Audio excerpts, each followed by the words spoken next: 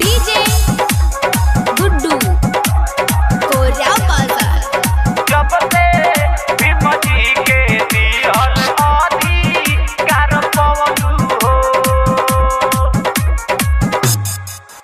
पहिले से ज्यादा सुधरल बा बहुजन समाज। भीम बाबा के चल तेल बटल बाराज। राम राज में पवलुआ मनवा, भीम राज में मन पैलू हो। जब से भीम जी के दिहल अधिकार पैलू हो, जब से भीम जी के दिहल अधिकार पवलू हो। Presented by Bihari music Majhagarh Gopalganj. दिहल अधिकार पवलू हो, गरमे के हड़िया कट वनीनु हो, कमर में के झाड़ू तबे से अधिकार पावल लो हो। देख में हारारू भीम बाबा के दिहल कुर्बानी हो, पियताल बिसलहरी के पानी हो।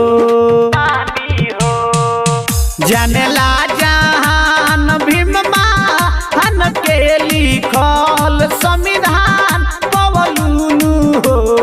जब से भीम जी के दिहल अधिकार पवलू हो, जब से भीम जी के दिहल अधिकार पवलू हो। जब से भीम जी के डीजे दिहल अधिकार पवलू हो। सही के ताना दुखबानू हो, भीम जी रजलवटावनी कठिन लड़ी के लड़ैयानू हो। भीम जी हकवा दिलवनी,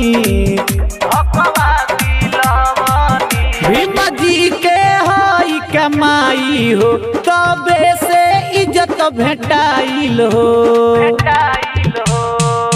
राजदेव रवि राज के गीतिया सुन भीम जी से प्रीत कैलू हो।